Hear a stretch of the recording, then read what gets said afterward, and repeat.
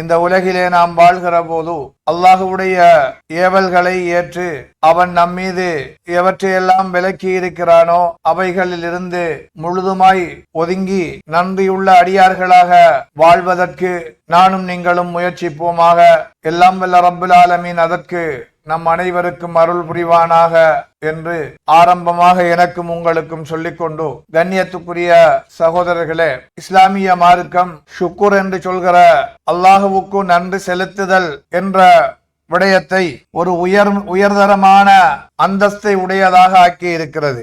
ஈமானுடைய ஒரு அரை பகுதி என்று சொல்கிற அளவுக்கு நன்றி செலுத்தலை இஸ்லாமிய மார்க்கம் பார்க்கிறது. அதன் மறுபகுதி, ஈமானை எடுத்துக்கொண்டால் ஒரு பகுதி நன்றி செலுத்துதல் என்றால் அதன் மறுபகுதி பொறுமை காத்தல் என்கிற நிலையை நாங்கள் பார்க்கிறோம். ஏனெனில் சுஹைப் ரலியல்லாஹு அன்ஹு அவர்கள் அறிவிக்கிற ஒரு செய்தியிலே நபி ஸல்லல்லாஹு அலைஹி வஸல்லம் அவர்கள் ஒரு விசுவாசியுடைய செயற்பாடுகளை பார்த்து ஆச்சரியமானது என்று கூறுகிறார்கள். ஒரு விசுவாசியின் செயற்பாடுகள் ஆச்சரியம் நிறைந்தது. ஏனென்றால் அவனுக்கு ஏதாவது ஒரு நல்ல விடயம் அவன் வாழ்விலே நடந்தேறிவிட்டால் அதற்காக அவன் பெருமை அடிப்பதில்லை. தனக்கு ஒரு உயர் நிலை கிடைத்து விட்டால் தன் நிலை மறந்து அந்த விசுவாசி நடப்பதில்லை. மாறாக அந்த நிலையை ஏற்படுத்திய அந்த ரப்புல் ஆலமீனுக்கு நன்றி செலுத்தக்கூடியவனாக அவன் மாறுகிறான். எனவே அது அவனுக்கு நல்லதாகவே மாறி போகிறது. அதே நேரத்தில் ஒரு விசுவாசிக்கு அவனுடைய வாழ்வில்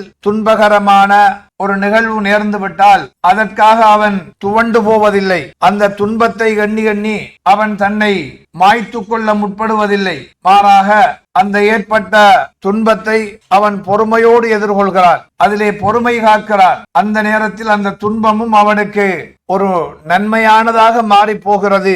அதனால் தான் அந்த விசுவாசியுடைய வாழ்க்கை ஆச்சரியமானது. இது ஒரு மூமினால் தவிர வேறு எவனாலும் இப்படி நடக்க முடியாது. சந்தோஷம் வருகிற போதும் துக்கம் வருகிற போதும் சமநிலை தவறிவிடாமல் நடுநிலை பேணி நடப்பது என்பது அது ஒரு விசுவாசியால் மட்டும்தான் முடியும் என்று அல்லாஹுடைய தூதர் சொன்ன செய்தியை முஸ்லிமிலே நாங்கள் பார்க்கிறோம். எனவே ஒரு மனிதனுடைய வாழ்வில் துன்பங்களும் இன்பங்களும் மாறி மாறி வரக்கூடியவைகளாக இருக்கின்றன. இதை இரண்டுக்கும் அப்பால் ஒன்று கிடையாது. எனவே நலவிலே இன்பத்திலே அவன் நன்றியுடையவனாகவும் துன்பத்திலே பொறுமையுள்ளவனாகவும் இருக்கிறான் என்றால் அந்த ஈமான், நன்றி செலுத்துதல், பொறுமை காத்தல் என்கிற இரண்டு கருமங்களோடும் முழுமையடைகிறது என்பதை இது நமக்கு உணர்த்தி கொண்டிருக்கின்றது. இமாம் இப்னுல் கையிம் ரஹிமஹுல்லாஹ் அவர்கள் இது பற்றி சொல்கிற போது, ஈமான் என்பது பொறுமை மற்றும் நன்றியின் மீது கட்டமைக்கப்பட்டுள்ளது. எனவே அதன் பாதி பொறுமை, மறு பாதி நன்றி செலுத்துதல். ஒரு அடியானின் பொறுமையும்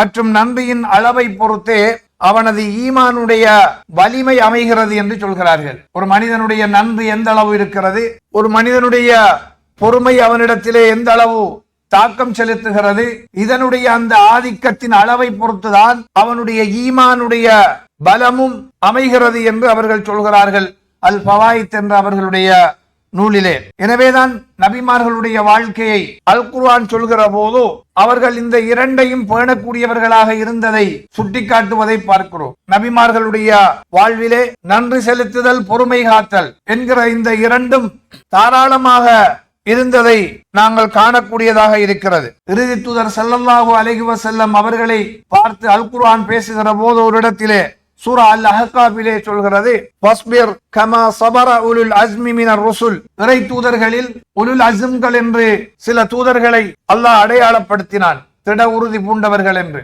அந்த உறுதிமிக்க தூதர்கள் பொறுமைக்கு உதாரணமானவர்களாக இருந்தார்கள். அல்லாஹ்வுடைய தூதர் இறுதி தூதர் ஸல்லல்லாஹு அலைஹி வஸல்லம் அவர்களும் அந்த 5 உறுதிமிக்க தூதர்களிலே ஒருவர். அவர்களுக்கு முன்னால் வந்த 4 தூதர்களையும் அல்லாஹ் இவர்களுக்கு ஞாபகம் ஊட்டி அவர்கள் வாழ்விலே பொறுமையுள்ளவர்களாக இருந்ததை போன்று நீங்களும் பொறுமையுடையவர்களாக இருந்து கொள்ளுங்கள் என்று அவர்களுக்கு சொல்வதை பார்க்கிறோம். இந்த உலகத்துக்கு அனுப்பப்பட்ட தூதர்களில் முதலாவது தூதர் நபி நூஹ் அலைஹிஸ்ஸலாம் அவர்கள். இந்த நபி நூஹ் அலைஹிஸ்ஸலாம் அவர்களுடைய மக்களை அல்லாஹ் வெள்ளப்பிரளயத்தை கொண்டு சோதித்தான் என்ற வரலாறு நமக்கு தெரியும். அந்த நேரத்தில் அதிலே இருந்து ஈமான் கொண்ட மக்களை கப்பலிலே ஏற்றி அல்லாஹ் பாதுகாக்கிறார். அதை பற்றி சொல்கிற நேரத்தில் சூரா அல் இஸ்ராவிலே ذُرِّيَّةَ مَنْ حَمَلْنَا مَعَ نُوحٍ إِنَّهُ كَانَ عَبْدًا شَكُورًا.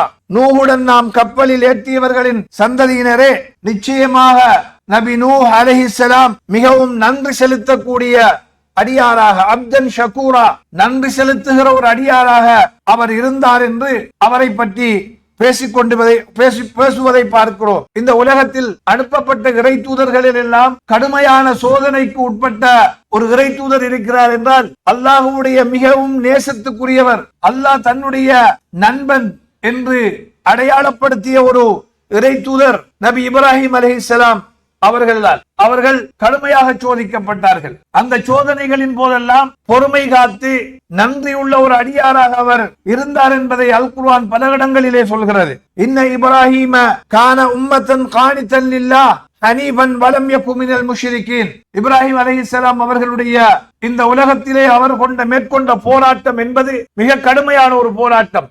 தனி மனிதனாக நின்று அவர் இந்த இஸ்லாத்தை இத்தரணியிலே வேரூன்றச் செய்வதற்காக போராடியதனால் அல்லாஹ் அந்த தனி மனிதனை ஒரு சமுதாயம் என்று குறிப்பிடுகிறார். இன்ன இப்ராஹிம கான உம்மத்தன் வாஹிதா, நிச்சயமாக இப்ராஹிம் ஒரு சமுதாயமாக இருந்தார். கானித்தன் லில்லாஹ் ஹனீஃபன் வலம் யகு மினல் முஷ்ரிகீன், அவர் அல்லாஹ்வுக்கு முற்றிலும் பணிந்து நடந்த நேர்மையான ஒருவராக இருந்தார், இணை வைப்பாளர்களில் அவர் ஒருவராக இருக்கவில்லை என்று கூறிவிட்டு சொல்கிறான். ஷாக்கிரன் லிஅன்உமி இஜ்தபாஹு வஹதாஹு இலா ஸிராத்தின் முஸ்தகீம், அல்லாஹ் அவருக்கு வழங்கிய அருட்கொடைகளுக்கு நன்றி செலுத்துபவராக அவர் இருந்தார். அல்லாஹ் அவரை தேர்ந்தெடுத்துக் கொண்டான், எனவே அவரை நேர்வழியிலும் அவன் நடத்தினான் என்று அல் குர்ஆன் சொல்கிறது. பல சோதனைகளுக்கு மத்தியிலும் பொறுமை காத்த ஒருவராக, அதே நேரத்தில் அல்லாஹ் தனக்கு செய்த அருட்கொடைகளுக்கெல்லாம் நன்றி செலுத்தக்கூடிய ஒருவராகத்தான் இப்ராஹிம் இருந்தார் என்று அல் குர்ஆன் கூறுகிறது. எனவே நமக்கு அல்லாஹ் வழங்கி இருக்கின்ற அருட்கொடைகளை நாம் எண்ணி கணக்கிட முடியாது, அந்த அளவுக்கு எல்லோருக்கும் அருள் வழங்கி இருக்கிறார். நாம் நம்மிலே நமது உடலிலே சிந்தித்து பார்த்தால் கூட நமது உடற்கட்டமைப்பில் அல்லாஹ் வழங்கி இருக்கிற அருள்களுக்கு ஈடாக எதையுமே நாம் காண முடியாது. எனவே இந்த அருள்களுக்கெல்லாம் அல்லாஹ் இந்த உலகத்திலே நமக்கு வழங்கி இருக்கிற அருட்கொடைகளுக்கெல்லாம் நாம் எப்படி நன்றி செலுத்துவது? அந்த நன்றி செலுத்துதலை அவை எதற்காக படைக்கப்பட்டனவோ அதற்காக அந்த வழியில் அவற்றை பயன்படுத்துகின்ற போதுதான் அதற்குரிய நன்றியை செலுத்தியவர்களாக நாம் மாறுவோம். அல்லாஹ் எங்களுக்கு செல்வத்தை வழங்கி இருக்கிறான் என்றால் அது ஒரு அருட்கொடை. இந்த அருளுக்குரிய நன்றி என்பது இந்த செல்வத்தை ஹராமான வழியில் நாம் பயன்படுத்தாமல் இருப்பதும், அந்த செல்வத்தை நாம் நல் வழியிலே செலவழிப்பதும் தான் அந்த செல்வத்துக்குரிய நன்றி செலுத்தலாகும். இந்த உலகத்திலே எண்ணிலடங்காத நியமத்துகள் சொரியப்பட்டிருக்கின்றன. இன்றைய நவீன யுகத்தில் நவீன சாதனங்கள் ஒவ்வொன்றும் மனித சமூகத்தின் மீது வழங்கப்பட்ட நன்கொடைகள் தான். அது இணையதளங்களாக இருக்கலாம், நாம் பாவிக்கின்ற தொலைக்காட்சியாக இருக்கலாம், அல்லது சமூக ஊடகங்களாக இருக்கலாம். இவை அனைத்தும் மனித சமூகத்துக்கு வழங்கப்பட்டிருக்கின்ற அருட்கொடைகளாகும். எனவே இதை அருளாக நாம் பயன்படுத்துகிற போது அவை ஒவ்வொன்றையும் அவை எதற்காக அல்லாஹுவால் வழங்கப்பட்டிருக்கிறதோ அதற்காக அதனை பயன்படுத்துகிற போது நல்வழியிலே அல்லாஹுவின்பால் அழைப்பு விடுப்பதற்கான ஒரு ஊடகமாக அவற்றை நாம் பயன்படுத்துகிற போது சமூக வலைத்தளங்களை அல்லாஹ் தடுத்த வழிகளில் அன்றி அவனை எண்ணி பார்க்கின்ற மனிதனின் சிந்தனையை தூண்டுகின்ற நல்வழியின்பால் வழிகாட்டுகின்ற அமைப்புகளிலே பயன்படுத்துகிற போது அவற்றுக்குரிய நன்றியை நாம் செலுத்தியவர்களாக ஆகிவிட முடியும். அதே போன்றுதான் மனிதனுக்கு வழங்கி இருக்கின்ற அறிவு, கல்வியை பொறுத்தவரையில் அது மிகப்பெரிய ஒரு அருட்கொடை. இந்த கல்வியையும் அது எதற்காக அவனுக்கு வழங்கப்பட்டதோ அதற்கான அமைப்பிலே அதை அவன் பயன்படுத்துகின்ற போதுதான் அதற்குரிய நன்றியை செலுத்தியவனாக மாறுகின்றான். இந்த உலகத்தில் ஒரு மனிதனுக்கு கிடைத்திருக்கிற ஒவ்வொரு அந்தஸ்தும் பட்டம் பதவிகளும் அவை அவனுக்கு அல்லாஹுவால் வழங்கப்பட்டிருக்கின்ற அருட்கொடைகளாகும். எனவே அந்த பட்டம் பதவிகளை, அந்த உயர் அந்தஸ்துகளை அவற்றின் ஊடாக சமூகத்துக்கு தன்னை நாடி வருகின்றவர்களுக்கு சரியான சேவைகளையும் உதவிகளையும் ஒத்தாசைகளையும் வழிகாட்டுதல்களையும் அதனூடாக அவன் செய்கிற போதுதான் அதற்குரிய நன்றியை செலுத்தியவனாக மாறுவான் என்பதை இது நமக்கு எடுத்து காட்டுகின்றது. இப்படி ஒவ்வொன்றும் எதற்காக அதனுடைய நிலைப்பாடு எதுவாக இருக்கிறதோ அதற்குரிய வகையில் பயன்படுத்துகிற போது அதன் நன்றியை நாம் செலுத்தியவர்களாக மாறுவோம். அபு ஹாசிம் ரஹிமஹுல்லா அவர்களிடத்திலே ஒருவர் வந்து கண்களுக்கான நன்றி எது என்று கேட்கிறார். அதற்கு அவர் அவற்றால் ஒரு நன்மையை கண்டால் அதை வெளிப்படுத்துவதும் ஒரு தீமையை கண்டால் மறைப்பதுமாகும் என்று சொன்னார்கள். இதுதான் உண்மையிலே எங்களுக்கு அல்லாஹ் கண்களை வழங்கி இருக்கிறான் என்றால் இந்த கண்களுக்கு நாம் அல்லாஹ்வுக்கு செய்கின்ற நன்றியாகும். இந்த கண்ணால் கண்டதையெல்லாம் அப்படியே கொட்டி விடுவதல்ல.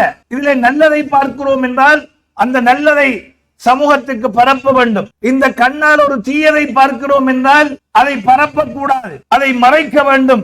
அதை பரப்பினால் நாம் நன்றி கெட்டவர்களாக மாறிவிடுவோம். அதுபோன்றுதான் காது எங்களுக்கு வழங்கப்பட்ட ஒரு அருள். அந்த காதுக்கு நாம் செலுத்துகின்ற நன்றி, அவற்றால் நன்மையை செவியுற்றால் அதை பேண வேண்டும், தீமையை செவியுற்றால் அதை அங்கேயே விட்டு புறக்கணித்து விட்டுவிட வேண்டும் என்று அவர்கள் சொன்னதை நாங்கள் பார்க்கிறோம். இப்படி அல் குர்ஆன் மனிதனுக்கு வழங்கிய அருட்கொடைகளை அவை எண்ணில் அடங்காதது என்று 2 இடங்களிலே வித்தியாசமான முடிவுகளோடு சொல்கிறது. அல்லாஹ் சூரா இப்ராஹிமிலே சொல்கிற போது அல்லாஹ் உங்களுக்கு வழங்கிய அருட்கொடைகளை நீங்கள் எண்ணி பார்த்தீர்களானால் அதை உங்களால் எண்ணி முடிக்க முடியாது, அவை எண்ணில் அடங்காதவை. அதை எப்படி முடிக்கிறான் என்றால் அந்த வசனத்தை இன்னல் இன்சான லலூமுன் கஃபார், ஆனால் மனிதனோ மிகப்பெரிய அநியாயக்காரனாகவும் நன்றி கட்டவனாகவும் இருக்கிறான். இதே விடயத்தை சொல்கின்ற மற்றொரு வசனம் சூரத்துன் நஹலிலே வருகிறது. அதே விடயம், ஆனால் அந்த வசனத்தினுடைய முடிவு வித்தியாசமாக அமைகிறது. நீங்கள் அல்லாஹ்வுடைய அருளை கணக்கிட போனீர்களானால் அதை உங்களால் எண்ணி முடிக்க முடியாது என்று விட்டு இந்த வசனத்தை எப்படி முடிக்கிறான் என்றால் இன்னல்லாஹ லகஃபூருர் ரஹீம், அல்லாஹ் மிக்க மன்னிப்பவனாகவும் இரக்கமுடையவனாகவும் இருக்கிறான் என்று முடிக்கிறார். ஒரே வசனம் 2 இடத்திலே வித்தியாசமான முடித்தலோடு வருகிறது. இறுதி முடித்தல் வித்தியாசமாக அமைகிறது. ஒரு வசனத்தில் சொல்கிறான் அல்லாஹ்வுடைய நன்றியை உங்களுக்கு வழங்கியதை எண்ணி பார்க்க முடியாது, மனிதன் நன்றி கட்டவனாகவும் அநியாயக்காரனாகவும் இருக்கிறார். நன்றாக கவனியுங்கள். மறுவசனத்தில் சொல்கிறான் அல்லாஹ்வுடைய அருளை உங்களால் எண்ணி முடிக்க முடியாது, அல்லாஹ் மன்னிப்பாளனாகவும் இரக்கம் உள்ளவனாகவும் இருக்கிறார். இதை இமாம் இப்னு ஆஷூர் அவர்கள் இந்த வசனங்களுக்கு விளக்கம் அளிக்கிற போது சொல்கிறார்கள், இதனை நாம் உற்று கவனித்தோமேயானால் இந்த 2 முடிவுகளும் மனிதனுடைய செயல்பாட்டை பொறுத்து அமைகிறது. உதாரணமாக அல்லாஹ் ஒரு மனிதனுக்கு அல்லது இந்த உலகத்திலே அல்லாஹ் வழங்கி இருக்கிற தண்ணீர், இது ஒரு மிக பெரும் அருட்கொடை. இந்த தண்ணீரை எடுத்துக்கொண்டோமேயானால் இதை இஸ்லாம் சொல்கிற வழிமுறையில் வீண்விரயம் இல்லாமல் இறை வழிபாட்டுக்காக தேவைக்காக சிக்கனமாக அவன் பயன்படுத்துகிற போதோ, இந்த நீரை அவன் பேடி பாதுகாக்கிற போதோ நன்றி செலுத்திய ஒருவனாக மாறுகின்றான். எனவே இப்படி நல்ல முறையிலே அதை பேணுகிற போதோ இவன் நன்றியுள்ளவனாக மாறுகிறான்.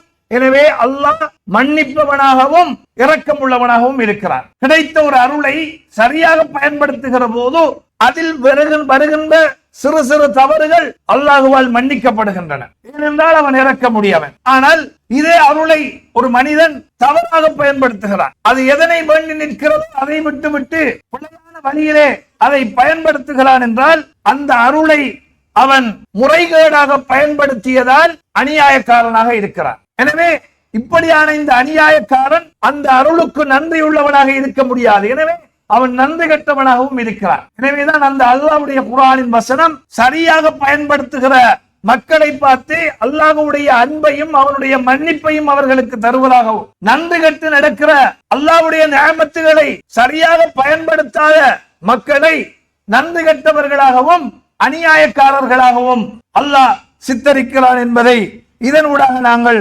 பார்க்கிறோம். எனவேதான் இந்த உலகத்திலே நன்றி மறந்து வாழ்ந்த சில சமூகங்களை அல் குர்ஆன் உதாரணமாக சொல்கிறது. அவர்களுடைய முடிவுகள் மோசமாக அமைந்ததை அல்லாஹ்வுடைய குர்ஆன் சுட்டிக்காட்டுவதை பார்க்கிறோம். சுருக்கத்தை கருதி ஓரிரு வசனங்களை மட்டும் ஞாபகமூட்டி முடிக்கிறேன். அல்லாஹ் சூரத்துன் நஹலிலே ஒரு கிராமத்துடைய மக்களை பற்றி சொல்கிறார். வரபல்லாஹு மஸலன் கரியத்தன் கானத் ஆமினத்தன் முத்மஇன்னா, இந்த பூமியிலே வாழ்ந்த ஒரு சமுதாயம், ஒரு ஊர். அந்த ஊரை அல்லாஹ் உதாரணம் சொல்கிறான். எப்படியான ஊர் என்றால் அந்த ஊர் மக்கள் அச்சமற்றவர்களாக வாழ்ந்து கொண்டிருந்தார்கள். நிம்மதியான ஒரு வாழ்க்கையை அவர்கள் வாழ்ந்து கொண்டிருந்தார்கள். காரணம் அந்த ஊருக்கு வாழ்வாதாரத்துடைய தேவைகள் எல்லா இடங்களிலிருந்தும் தாராளமாக வந்து கொண்டிருந்தது. அவர்களுக்கு தேவையானதெல்லாம் கிடைத்துக் கொண்டிருந்தது. ஆனால் அந்த மக்கள் அவர்களுடைய தேவைகள் எல்லாமே இலகுவாக நிறைவேறிய அல்லாஹ்வுடைய இந்த பெரிய நியமத்தை உண்மையிலே அச்சமற்றிருப்பது என்பதும் நிம்மதியாக இருப்பது என்பதும் தேவையான சகல வளங்களும் வளம் கொளித்து அனைத்தும் கிடைப்பது என்பதும் இந்த உலகத்திலே கிடைத்த மிகப்பெரிய ஒரு அருள். இந்த அருளுக்கு நன்றி செலுத்தாத மக்களாக அவர்கள் அதை நிராகரிக்கிறவர்களாக அவர்கள் இருந்தார்கள். எனவே அல்லாஹ் இவர்களுடைய நிலையை எப்படி மாற்றி போட்டான் என்றால்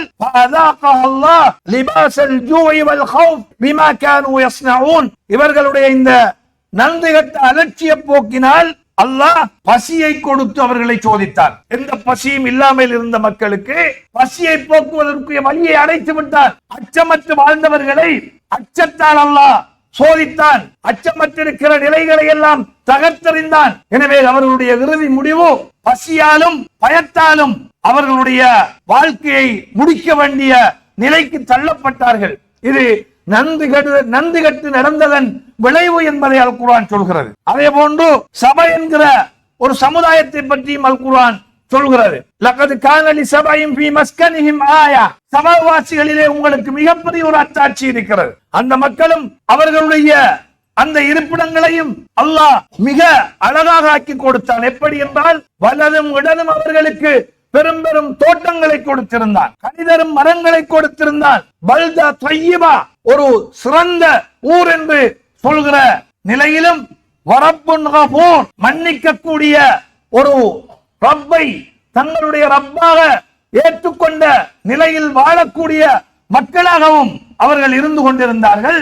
அழகான ஊர், மன்னிக்கின்ற ஒரு ரப்பு, இதை பெற்ற அந்த மக்கள் இதிலே நன்றி கட்டவர்களாக நடந்து கொள்ள தலைப்பட்டார்கள். இந்த நன்றியை, இந்த நியமத்தை மறந்து வாழ தலைப்பட்டார்கள். அந்த நேரம் உடனே அல்லாஹ் இதை தலைகளாக புரட்டி போட்டான் என்பதை நாங்கள் பார்க்கிறோம். உங்களுக்கு கிடைத்ததோ வளமான நாடு, உங்கள் இறைவனோ மிக்க மன்னிப்பான் என்று அவர்களுக்கு சொல்லப்பட்டது. இருந்தாலும் அதிலே அவர்கள் சிரத்தையற்ற மக்களாக நன்றி செலுத்துவதில் இருந்தும் தங்களை விடுவித்துக் கொண்டவர்களாக புறக்கணித்தார்கள். அதனால் அவர்கள் மீது நாம் அரிமெனும் அணையை உடைக்கும் பெரும் வெள்ளத்தை அனுப்பி வைத்தோம். உடனே பெரும் வெள்ளத்தை அல்லாஹ் அனுப்பினார். உடனே அந்த கனி தந்து கொண்டிருந்த தோட்டங்கள் அவர்களுக்கு சோலையாக இருந்த அந்த இடதிலும் வலதிலும் இருந்த சோலைகள் அப்படியே கசப்பான கனிதரும் மரங்களாகவும் பிரயோசனமற்ற ஒரு மரங்களாகவும் அவை மாற்றப்பட்டு விட்டன. அதனால் எனவே அவர்கள் நன்றி மறந்த காரணத்தால் இவ்வாறு அவர்களுக்கு நாம் கூலி வழங்கினோம் என்று அல்லாஹ் குறிப்பிட்டு காட்டுகின்றான். எனவே நான் இதற்கு விளக்கம் அளிக்கிற போது இமாம் இப்னு கஸீர் ரஹிமஹுல்லாஹ் அவர்கள் இப்படி சொல்கிறார்கள். சபா மக்கள் மிகுந்த செழிப்புடனும் விசாலமான வாழ்வாதாரத்துடனும் இருந்தனர். அல்லாஹ்விடம் நன்றி செலுத்துமாறு அவர்களுக்கு அல்லாஹ்வை மட்டுமே வணங்குமாறும் அவர்களுக்கு தூதர்கள் ஏவினார்கள். அவர்கள் அதனை ஏற்றுக்கொள்ளாத நிலையில் அவ்வாறே இருந்தனர். அவர்கள் புறக்கணித்தனர். எனவே நான் பெரு வெள்ளம் மூலம் அவர்கள் தண்டிக்கப்பட்டு நாலாபுரமும் சிதறடிக்கப்பட்டார்கள் என்று இமாம் இப்னு கஸீர் ரஹிமஹுல்லாஹ் அவர்கள் இதற்கு விளக்கம் எழுதுகின்ற போது குறிப்பிட்டு சொல்கிறார்கள். எனவே அன்புக்குரிய சகோதரர்களே, இந்த உலகத்திலே நாம் நமக்கு வழங்கப்பட்ட நியமத்துகள் அவற்றுக்கு நன்றி உள்ளவர்களாக வாழுகிற போது மட்டும்தான் மேலும் எங்களுடைய நியமத்துகள் அதிகரிக்கும் என்பதிலே மிக கவனமாக இருக்க வேண்டும். அல் குர்ஆன் அதைத்தான் வலியுறுத்தி சொல்கிறது. லஇன் ஷக்கர்தும், நீங்கள் நன்றி உள்ளவர்களாக நடந்தால் லஅஸீதன்னகும், உங்களுக்கு மேலும் மேலும் அருள்களை அதிகரிக்க செய்வேன். அல்லாஹ்வுடைய வாக்கு. நானும் நீங்களும் ஆழமாக சிந்திக்க வேண்டிய ஒரு குர்ஆனுடைய வசனம் தான் இது. லஇன் ஷக்கர்தும், உங்களுக்கு வழங்கப்பட்ட அருட்கொடைகளுக்கு நன்றி உள்ளவர்களாக நீங்கள் இருந்தால் லஅஸீதன்னகும், மேலும் மேலும் உங்களுக்கு நான் அதிகரிக்க செய்வேன்.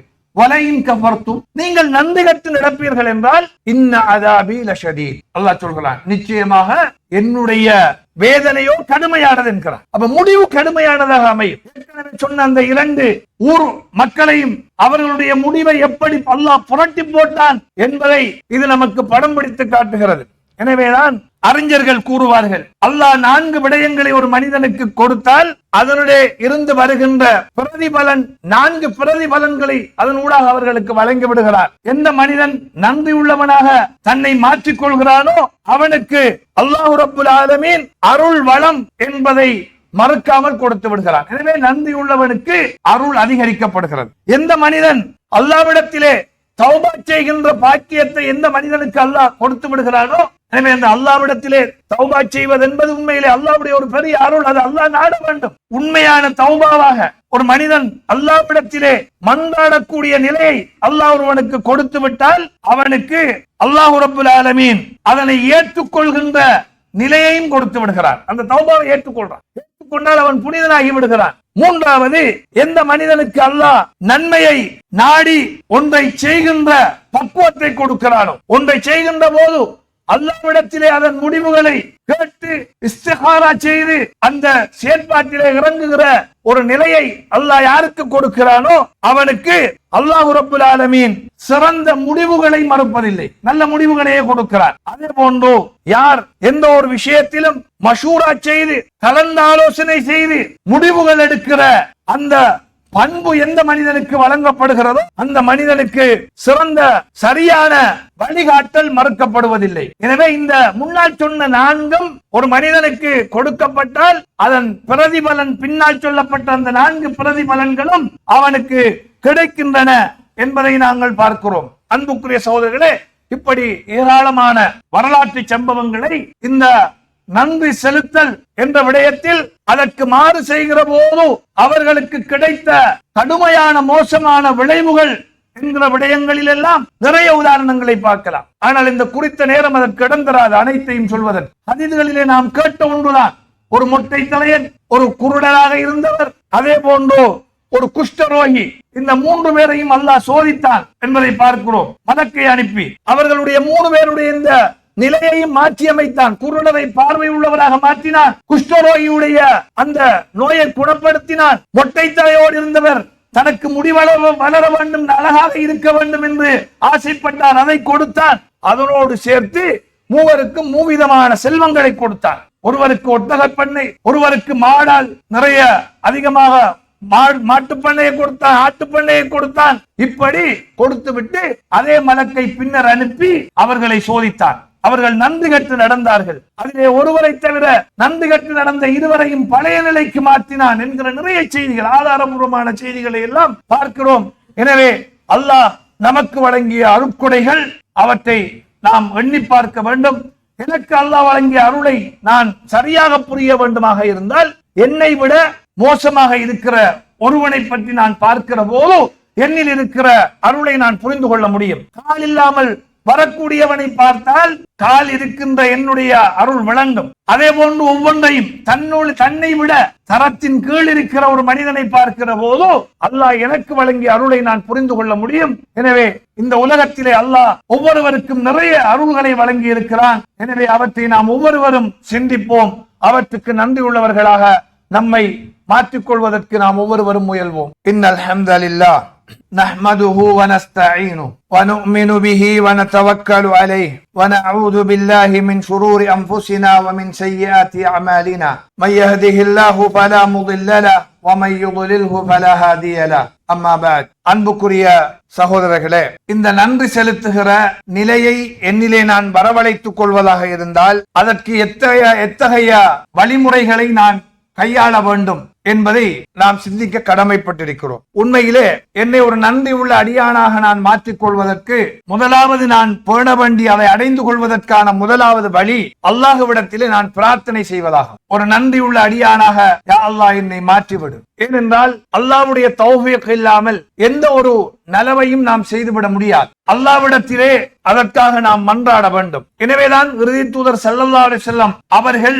தங்களுக்கு அல்லாஹ் வழங்கிய அருள்களுக்காக ஒரு நன்றி உள்ள அடியானாக இருப்பதற்காக அல்லாஹ்விடத்திலே மன்றாடி பிரார்த்தனை செய்தார்கள் என்பதை பார்க்கிறோம். இத்தனைக்கும் முன்பின் பாவங்கள் மன்னிக்கப்பட்டவர்கள், சுவர்க்கம் கன்ஃபார்மான ஒருவர் ரசூலுல்லாஹ். அந்த ஸல்லல்லாஹு அலைஹி வஸல்லம் அவர்கள் கால்கள் வீங்குகின்ற அளவு நின்று வணங்குகிறார்கள். நீங்கள் முன்பின் பாவம் மன்னிக்கப்பட்ட நிலையில் இப்படி செய்ய வேண்டுமா என்று மனைவியார் ஆயிஷா ரலியல்லாஹு அன்ஹா அவர்கள் கேட்டபோது அஃபலா அகூன அப்தன் ஷக்கூரா, ஆயிஷாவே அல்லாஹ் வழங்கிய அந்த அருள்களுக்கு நன்றியுள்ள அடியானாக நான் இருக்க வேண்டாமா என்று கேட்டார்கள். இப்படியான இந்த ரசூல் ஸல்லல்லாஹு அலைஹி வஸல்லம் அவர்கள் தங்களுடைய ஒவ்வொரு தொழுகையின் போதும் நீங்கள் நன்றி உள்ளவராக இருப்பதற்காக பிரார்த்தனை செய்யுங்கள் என்று நமக்கு வழிகாட்டுகிறார். ஒரு முறை முஆத் ரலியல்லாஹு அன்ஹு அவர்களை பார்த்து அல்லாஹ்வுடைய தூதர் சொல்கிறார்கள், யா முஆத் லா ததஅன்ன ஃபீ துபுரி குல்லி ஸலாஹ், ஒவ்வொரு தொழுகையின் பின்னாலும் நீ இப்படி பிரார்த்திப்பதை விட்டுவிடாதே என்கிறார்கள். என்ன?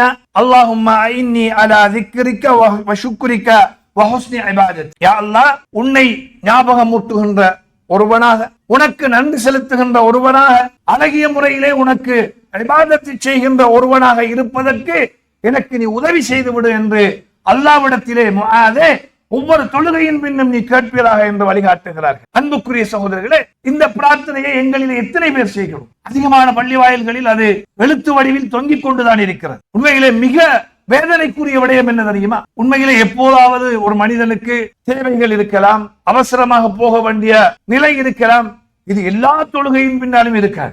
ஆனால் ஆச்சரியம், சில சகோதரர்கள் அஸ்ஸலாமு அலைக்கும் வரஹ்மத்துல்லாஹ் என்று சலாம் கொடுக்கிறது தான் மாத்திரம் உடனடியாக எழுந்து இருக்கின்ற மக்களுடைய தோள்பட்டைகளை எல்லாம் கடந்து கொண்டு ஓடுகின்ற ஒரு நிலையை பார்க்கிறோம். ஏதோ பெரியதொரு சிக்கலிலே வந்து மாட்டிக்கொண்டு நிற்கிற ஒருவன் அந்த சிக்கலிலே இருந்து விடுபட்டால் வெளியேறுவது போல் வேகமாக பலர் சலாம் கொடுக்கிறது தாமதம் பள்ளியை விட்டு வெளியே போற நிலையை பார்க்கிறோம். கூட்டாக ஒருவர் இமாம் துஆவோல மாமூம்கள் ஆமீன் சொல்கிற அந்த வழிமுறைதான் இஸ்லாம் காட்டித்தராத வழிமுறை என்று நமக்கு சொல்லப்பட்டதை ஒழிய, சலாம் கொடுத்து முடிஞ்சா எல்லாம் முடிஞ்சு ஒன்றுமில்லாததுக்கு பிறகு ஓடி போங்கன்னு உங்களுக்கு யாருமே அல்லது நமக்கு யாருமே சொல்லித்தரல. அல்லாஹ்வுடைய தூதர் சொல்லித்தரல. சஹாபாக்களுடைய வழிமுறை அதுவாக இருக்கவில்லை.